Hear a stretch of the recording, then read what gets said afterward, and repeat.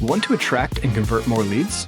Want to learn how digital PR, branding, and SEO can establish and build your brand identity? Welcome to the Market Movers Building Brands and Links with Linkifi podcast. We answer these questions and help you ramp up your brand visibility and credibility. Let's cut through the noise and make your business the talk of the town. We're your hosts, Nick and Chris. Let's get this show on the road. Today we have a very special guest. I am delighted to introduce Barry Schwartz, who could be described as the conduit between the Google gods and us mere mortals in the world of search.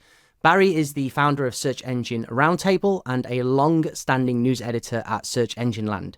He also hosts the Search Marketing Expo in Israel and is a speaker, moderator, and coordinator at many search marketing conferences. Known for his relentless reporting on Google algorithm updates, features, and UI changes, and everything in between, Barry has helped shape the conversation around SEO for over 2 decades. Please welcome Barry Schwartz. Hi, thanks for having me. Barry, we're super excited to have you on and talk about everything that's going on at Google. I think most people in our audience know who you are, been following you for a while, but for those who don't, tell us a little bit about yourself and how you got your start in SEO. Okay, sure. So I own a software development company. We started that company when we were in high school, my brother and I, so in like 1994. We primarily do software development, mobile applications for businesses. But some of our clients in the early days, they also have websites. So they're like, how do I get into search? How do I get into like Alta Vista or Excite back then? So I did some reading. I'm like, oh, there's some forums online. So I joined those forums. And it just got hooked in terms of like how search engines work. So I did a lot of research. I love reading everything, joining the discussions in all these online forums, like these old-fashioned forums. And then I'm like, oh, it's interesting. Maybe I should start a blog that covers what people are saying, the more interesting things. Because in discussion forums or now on social media, people say a lot, but sometimes those things get lost because they're like deep inside a social media platform or deep inside a discussion forum. So I started to like take my own notes on like what I found to be the most interesting, discussions or comments made by different SEOs and search marketers. So I started blogging about search back in like 2003, and 20 plus years later, I really haven't stopped. I've written close to 50,000 articles, or what do you want to call them, both across Search Engine Roundtable, Search Engine Land, formerly Search Engine Watch. And I do it pretty much as a hobby, like it's kind of my addiction. Whereas I make most of my money from the software side, I tend to just love the SEO and search marketing community. Yeah, that's awesome. And you have a number of fans, a number of people that follow you closely, I'm sure. I imagine this has been a very busy period of time for you. For those that don't know, there was some Google documents released supposedly accidentally via one of their APIs. Barry, why is this important? Can you give us like a brief explanation of this Google leak? Why it's relevant, if it's relevant? Just some of your thoughts on it, where we are currently. Okay, so just a brief recap of what happened there. So supposedly, I don't know how many months ago, somebody at Google allegedly accidentally published the search API documentation stuff to a GitHub environment, which then was archived in very different places. Various SEOs spotted that, like a number of them, like one or two. One kept it secret for a while, and then another one told Rand Fishkin and Mike King about it, who Rand Fishkin then came to Mike King to like do a deep dive on what's going on here. A lot of the stuff in this documentation does seem legit. Google actually confirmed it for me and a bunch of other reporters like 35, 45 hours after it was leaked and after the news came out. And it is legit. The thing is, the question Google said was, even though this stuff is in this document and it is real, a lot of the stuff is being taken out of context. A lot of the stuff isn't really even used for search. A lot of the stuff was never used or may not be used now or may be used in the future. Nobody knows the weights of those signals. So it's very significant in that like everything Google may have thought of to include across search, Google Assistant, YouTube, and Google Home and all these different devices is not everything, but a lot of the stuff is in there. We don't know what's missing. And now SEOs could like dig through it and say, all right, do links matter? Have they ever mattered? Do, clicks matter and so forth? And no, Google, everybody's going back to the old days where looking through Google comments and statements saying, Google said this didn't matter. Google said that didn't matter. And well, Google has in their search documentation, so maybe it does matter. So that's the big thing that's going on right now. And it's kind of like Google's secret sauce has been released, where it says you need these ingredients, or we have these ingredients available, but it doesn't tell you how much of those ingredients are being used in the recipe and stuff like that. That's how I do my cooking. Yeah, so we're going to talk about all the things that were in that leak, or at least the big ones that are impactful for the SEO community. But I'm curious, I hear the chatter on Twitter and LinkedIn has been some people saying like, feeling very, very vindicated, like these are the things we've been saying are important that Google's been saying, no, they're not. So there's been those debates around that. And then there's been a couple other people saying like, hey, this doesn't really change anything. This doesn't actually mean that this is how the ranking system works. This is just things that are out there. Like they're obviously going to protect their algorithm. They're never going to actually expose that. What do you think? Can we look at these things as like, yes, we were right here, we were wrong here, or is it how important overall is that? Yeah, so everybody has their own biases and agendas and so forth. I'm sure you saw in Rand Fishkin's post on SparkToro that he felt vindicated, and he felt Google has been lying to us, and he felt like even like not only Google was lying, but the reporters like myself were kind of pushing Google's agenda. Now, to be fair, when Google says something, I write Google says this. When Moz or Rand Fishkin said something, I said Moz and Rand Fishkin said that. So he only pointed out the stuff that I pointed out Google said, even though I did cover his studies and click-through data and all his different things over the years. That being said, I understand why he's upset. I also understand why Google still may be right. I know he wouldn't agree with that, but just because, I'll give you some examples to be concrete. So it says Google uses Chrome data. Sure, Google uses Chrome data. Google admitted that when they said we have core web vitals, and you were looking at how how fast pages load, what they're doing on your site, user experience. Google said that with core web vitals, but the core web vitals signal, even though it's a signal today, it's very, very limited. Like I think SEO shouldn't even bother looking at it if all they care about is ranking. If their website's slow and they can want to make improvements, sure. But again, that's one thing. Does Google look at click data? And Google said they actually tested this in the time, meaning they test to see, and Google said they tested to see if clicks make a difference in ranking and quality in terms of search ranking. And Google said based on their data, the data was noisy, meaning they did test it. They found to be that click data is noisy, and they decided not to use it. So it's in the API. They did use it at one point, maybe for testing purposes, and they no longer use it, or maybe they use it today. I don't know. But back when they made those statements, they said they did not use it because it was noisy. So I assume they did test it, and they probably still collect that data because why not? Google is a big data company. There's so many examples in there where you can actually say, yeah, Google did make statements that confirm they did do something with it at one point, maybe not for search, maybe for testing for purposes, maybe never. But you can't really blame Google for having all that stuff in there and potentially saying, hey, we never used this, or we did use this for testing, or we didn't use it in the past and now we do use it. So it's hard to say that when Google made those statements that they weren't being truthful at that time, if that makes sense. And I suppose the only things that we can be definitively clear of in terms of Google is what we can see live in the wild. So what we can see the search results delivering, what we can see changes in the way that they display information. It's just what we see is what we know. However, this is unprecedented in the amount of information which has actually been leaked at any given period of time.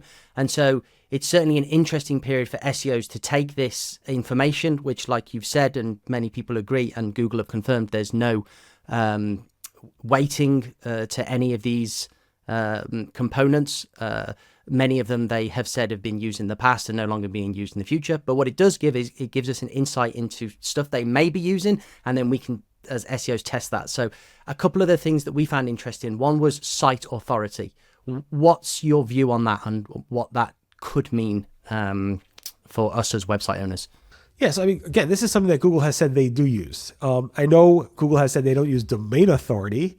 And I know Google has said in the past they don't have this concept of site authority, but more recently, Google did say they actually do have like a concept of site authority. You see this across sites when even Danny Sullivan said in the past few years that, yeah, there is this type of score the whole site gets around quality and so forth. I believe he said something like that in the past. I also believe that when a new page is built for the first time on a established domain name, that new page gets some signals that it doesn't have until it's brand new. Google doesn't know anything about it. It has no link data to it, has no whatever. So Google will assign some type of signals to it so that it can figure out the popularity of that page based on the overall popularity of the whole overall domain name. And Google has said they do that too. It's temporary and so forth. So again, there are examples of Google saying, yes, they have this.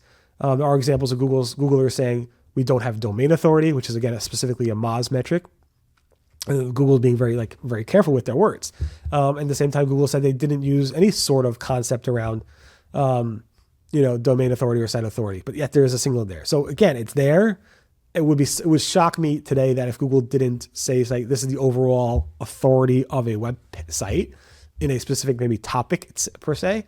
But again, there's rationales on both ends to say, yeah, Google definitely uses this. You have to make sure you buy as much domain authority as possible and do all that type of stuff. But again, it all comes back to the same thing. What do you want to do with your website? You want to make your website the most authoritative space in its niche so that it ranks well for its content. And how do you do that? You write stuff and build stuff on your website. Maybe it's tools, maybe it's content, maybe it's videos that drive people to your website, that people want to link to, that people want to click on, that people want to, spend time on and read and share. So it all comes back to the same thing.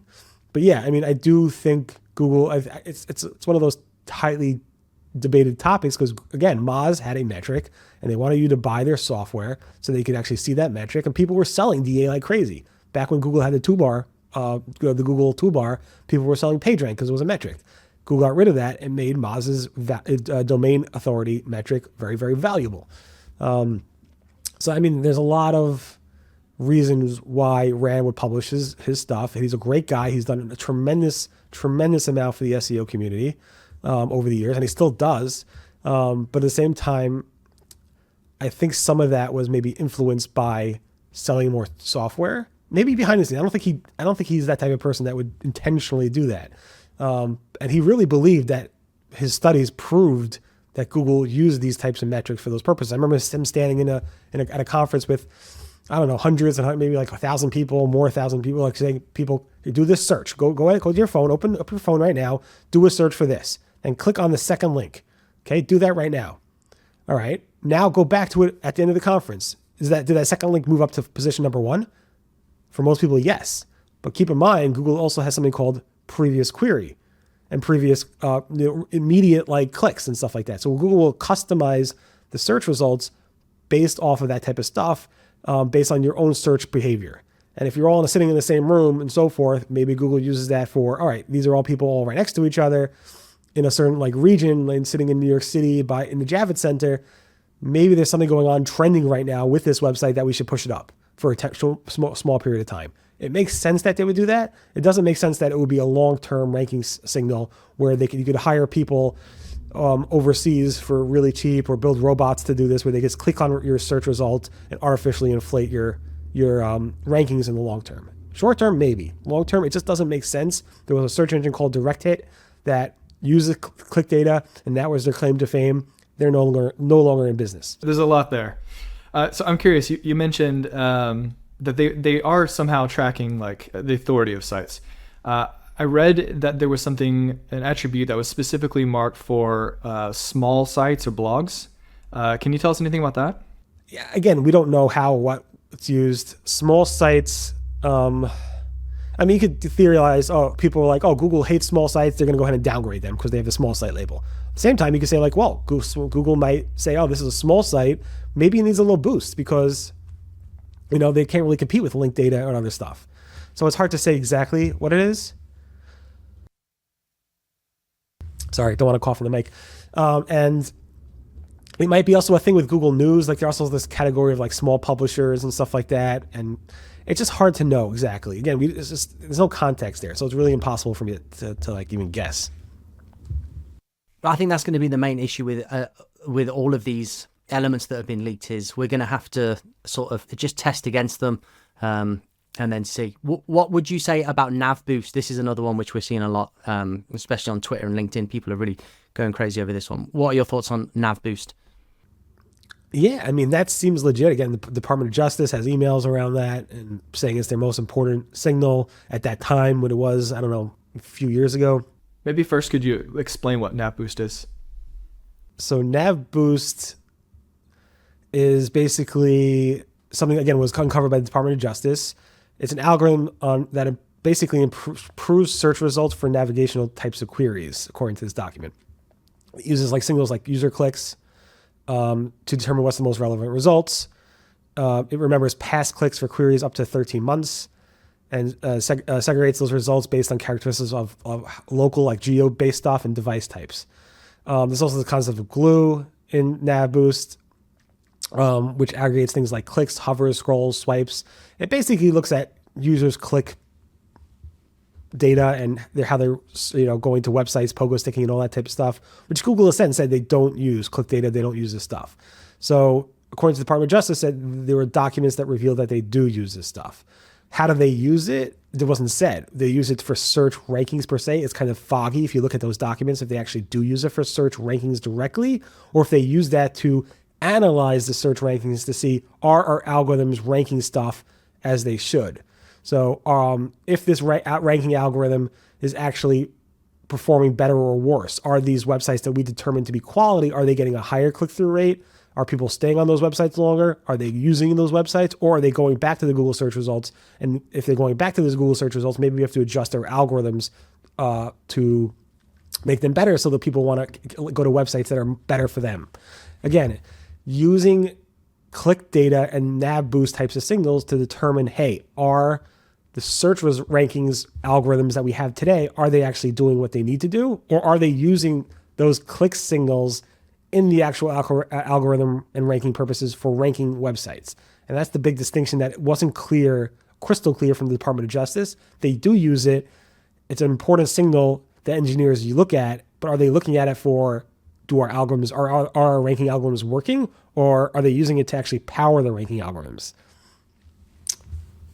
Hopefully that makes sense. Yeah. So like back testing then against what they've already done. Yeah.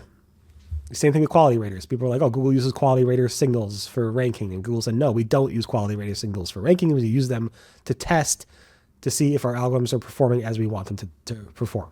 Okay. You talked a lot about click data. Have you got any, can you give our audience any insight into your understanding of last click? Last click.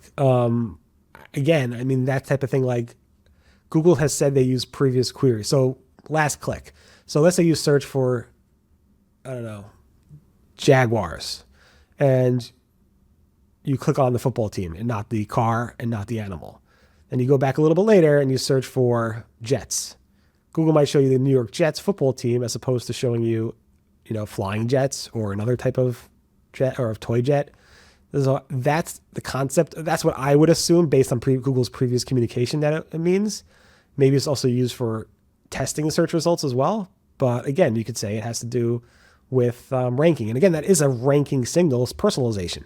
And Google uses personalization in a very limited way because Google said they tried using personalization in a much more deeper way for more queries, and it just didn't improve overall search quality. So maybe they tested using last click for more than beyond last click, or maybe they didn't, but Google said they stopped doing that because it wasn't providing the value in terms of quality overall. So again, I think it could be personal. Past 5 minutes they're looking for football teams, or not, or they're looking for animals, or they're looking for cars. That type of concept. Yeah, that makes total sense. Okay, one other element we liked was, or found interesting, Google stores 20 versions of your website. If that's true, what exactly does that mean for, for when you're making changes? Explain how that would work if that one was true. That's a good question. So Google has said they do have memory of what you've changed over the years with your website for spam purposes and also not for spam purposes. So let's say one of them, let's say you're going ahead and abusing Google search and you're buying links and you're doing everything against the Google guidelines. You get a notification from a Google manual action notification that you did X, Y, and Z.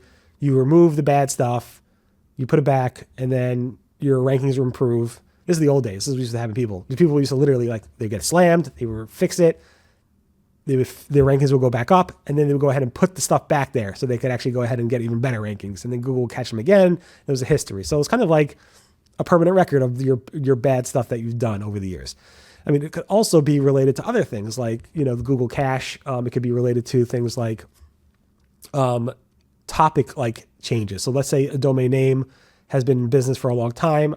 That person says, I'm done. The domain expires, and then another company takes it over. Happens a lot with you might buy a domain name. It might be like an adult themed domain name. You didn't know that, you bought it, and Google then you have this safe search filter on your website. To get out of that safe search filter could take a long time because Google has to trust that it's no longer adult, because Google's really sensitive about, adult stuff. I don't know if you remember, Ask Jeeves had a retirement website for their Ask Jeeves Butler when it retired, the Ask Jeeves Butler, and it was like AskJeevesRetirement.com. I forgot what it was. Got a ton of links to it. Everybody was linking to it because it was a really big deal back then.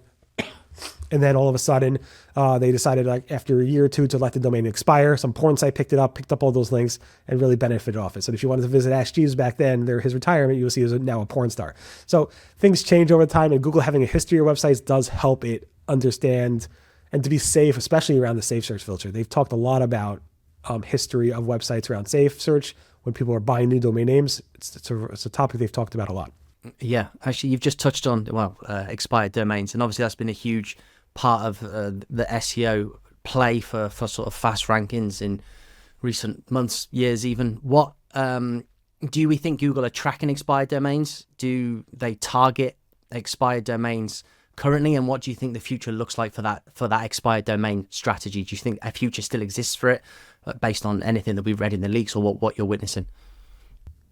Yeah, so Google had actually recently, back in March, I believe, came out with a expired domain abuse spam policy that they're taking action against, both solely algorithmically and also manual actions. I think it's only manual right now. And it's when expired domain is purchased and repurposed primarily to manipulate the Google search results by hosting content that provides little or no value to users. This is what Chris Nelson from Google spoke about.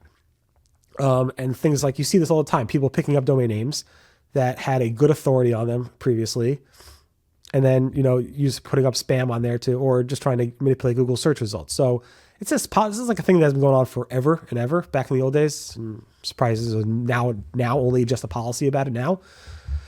That being said, Google definitely is tracking expired domain names. Google has said it over many, many years, over the past decade or so, that picking up new domain names, they do reset the value of it if the topic is completely different. Like, so you, again, went from an Ask Jeeves retirement to a porn site, it's going to reset a lot of stuff. So technically that stuff shouldn't work, but now they have a specific policy against it, which could result in a manual action, meaning a human Googler actually penalizing your website. It also could result in Google's different spam algorithms detecting it automatically and then resetting all the value and not getting any value from buying that expired domain name. Could this still work if you weren't spamming it? So let's say you picked up an expired garden blog and you're a garden center and you're a legitimate business and you build on top of that. Could you still reap the benefits of that? And if not, are you putting your site in danger because of that policy?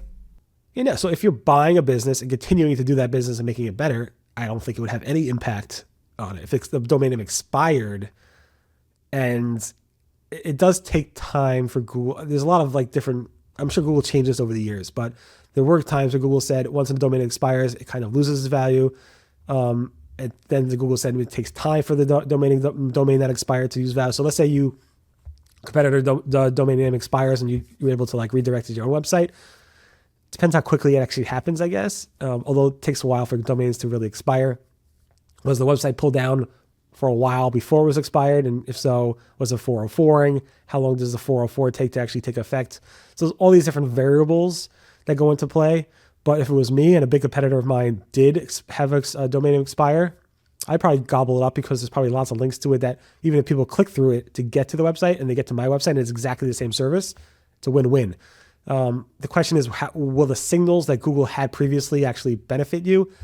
Google has said it depends on, I think, timing, how long is expired for, how long the pages were forward for, and so forth. So it does take time for that type of stuff to take into effect.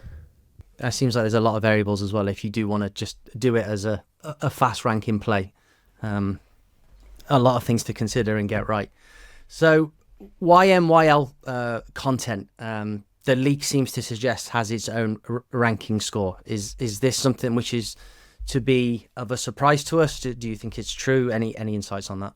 Not a surprise at all. I'm surprised people are surprised by this. Google has said their signals are adjusted based on different types of verticals you're in, especially YMYL. I mean, they're much more, and Google said many times, they're much more careful to make sure the quality bar is much more sensitive and more authoritative for sites that people search for. I have this disease or that disease, or I'm trying to invest this type of money and that type of money. Google only doesn't want to hurt people. I spoke to H.J. Kim, one of the lead engineers at Google. I interviewed him at XMX, and he spoke just about this topic with me, confirming all those types of things that Google has said over the time. So yeah, Google definitely wants to know if a query is in the YMYL category, if the site's in the YMYL category, and if they should go ahead and require certain types of signals to be a little bit weighted higher than if it was just searching about poker or gaming or whatever it might be.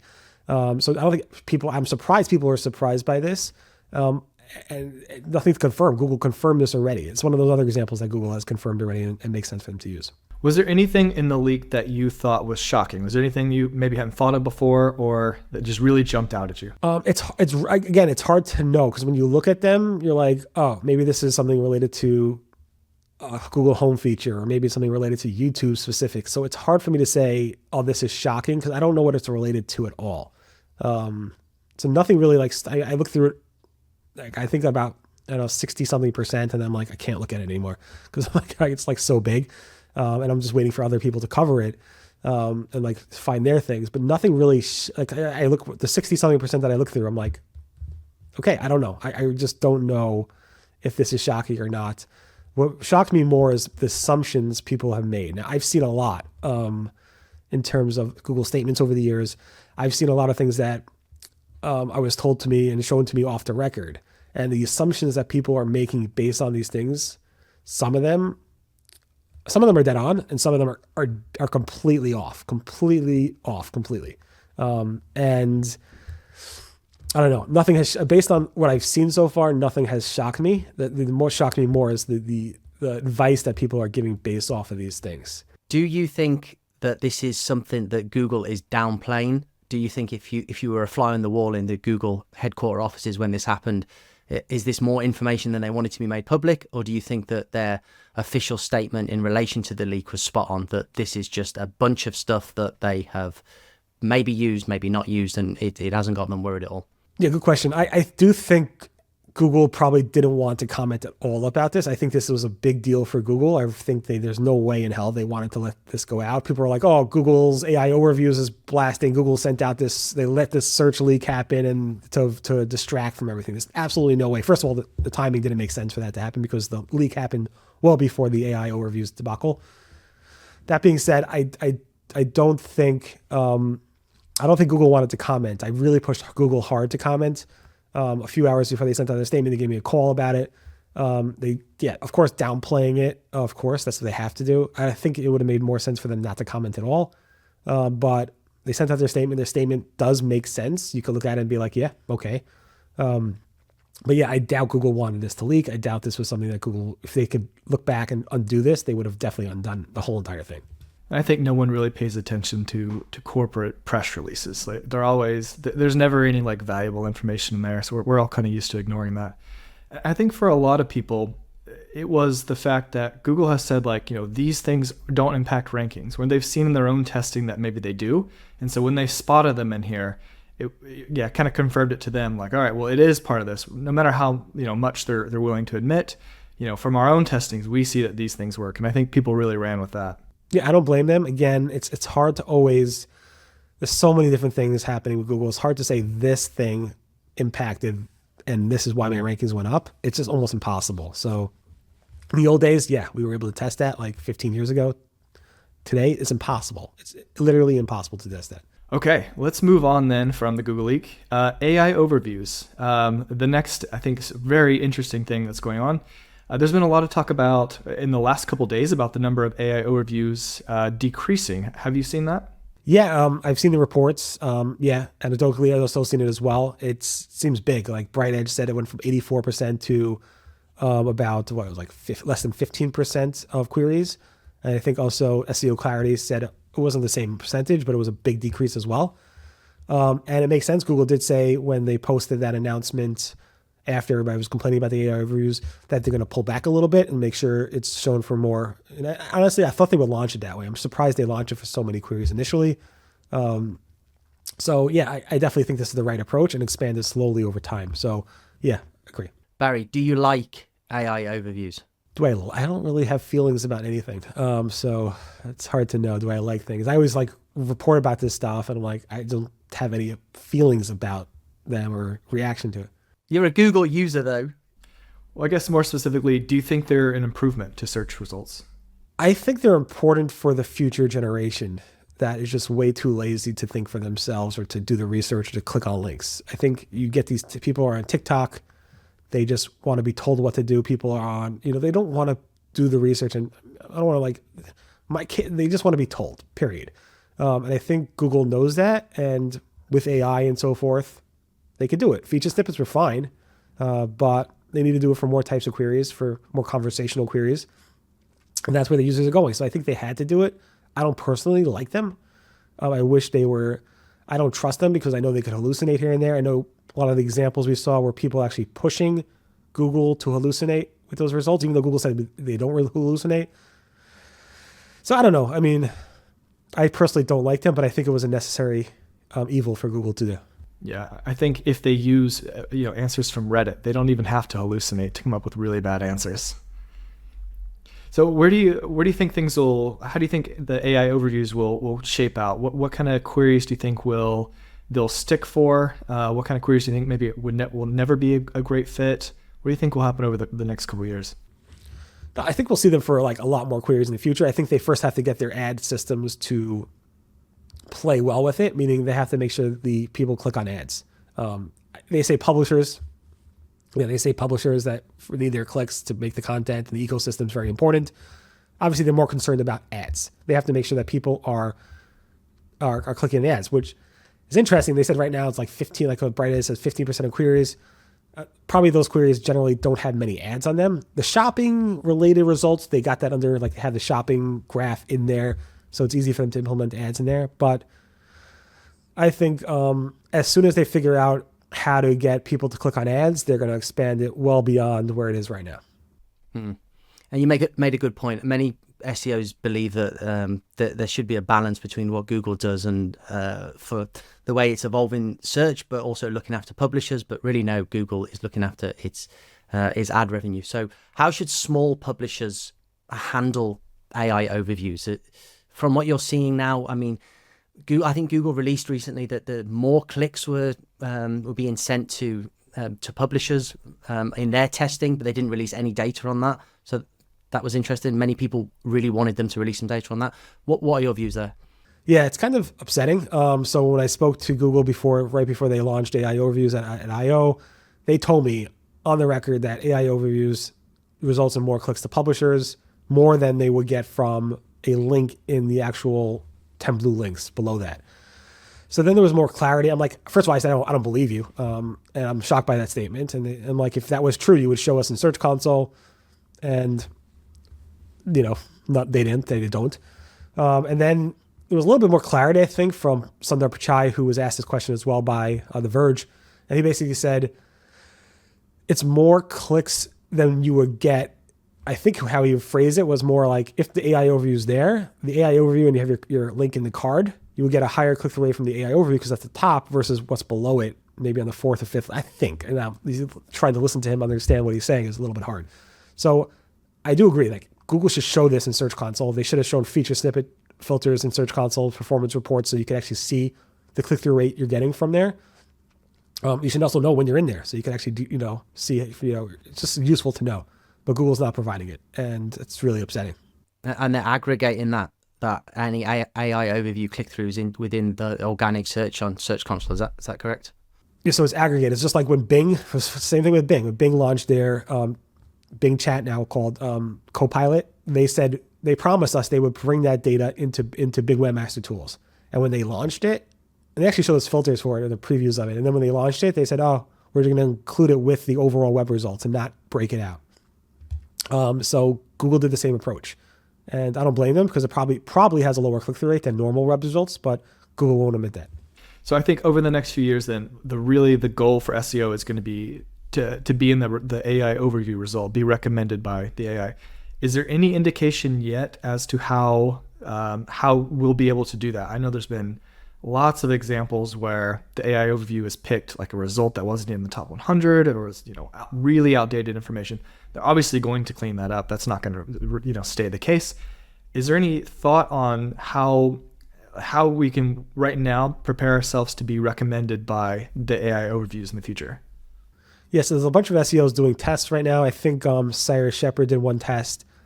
It's a little bit dangerous. So like he basically went ahead and said, all right, what is the AI overview saying for a topic that I've written about? He copied the AI overviews content, put it on his own webpage and that page, then went ahead and like resubmitted his content to Google. It showed up in the AI overview for a period of time.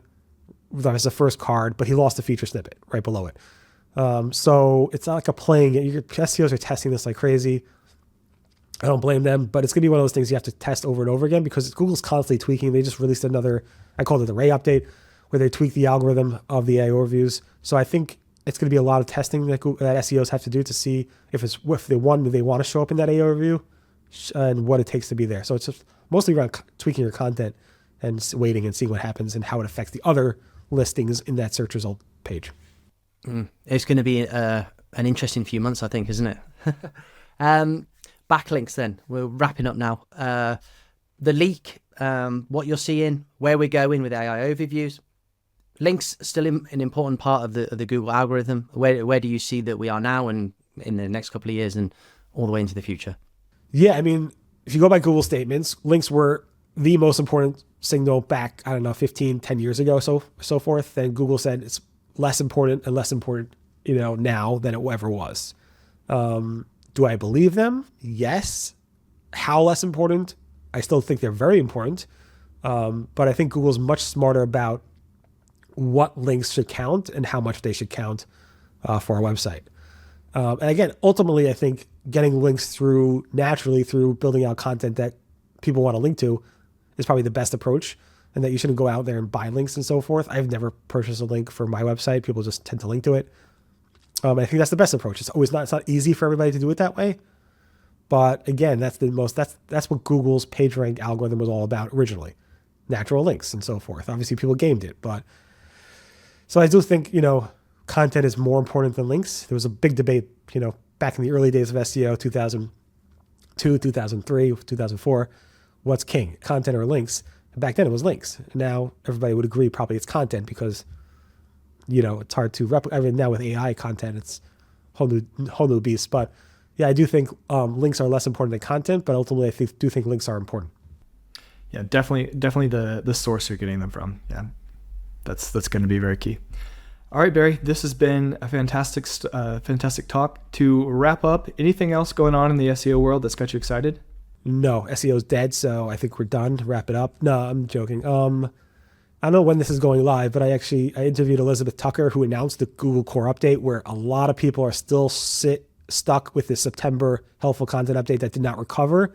I asked her questions about that. I asked her questions about the Core update, why it took so long, why it was delayed, all this types of stuff. So that's going to be at XMX on June 11th, I think, at 11 o'clock Eastern. So it's free. Definitely register for that. Hopefully that plug is okay. But I think it was fun interview. I'm going to be interviewing on that. So it's going to be fun to listen to, and hopefully we'll give us some nuggets. Okay, awesome, Barry. And where else can people find you if they want to track you down and read your stuff? Yeah, I'm everywhere. Twitter, X, LinkedIn, anywhere. Just search for Barry Schwartz, Rusty Brick. I'm all over the place. Search Engine Roundtable, Search Engine Land. Awesome. Okay, well, Barry, it's been an absolute pleasure. Thank you so much for being on. My pleasure. Thanks so much for having me. Thanks, Barry. And that wraps up this episode of Market Movers Building Brands and Links with Linkify. Big thanks to our parent company, Linkifi, the wizards behind turning ambitious businesses into standout brands. Hit up our website at linkify.io and take the first steps towards brand greatness. Big shout out to Fame for making this podcast possible. Thanks for listening, folks. Stick around for more insights in our next episode. Catch you later.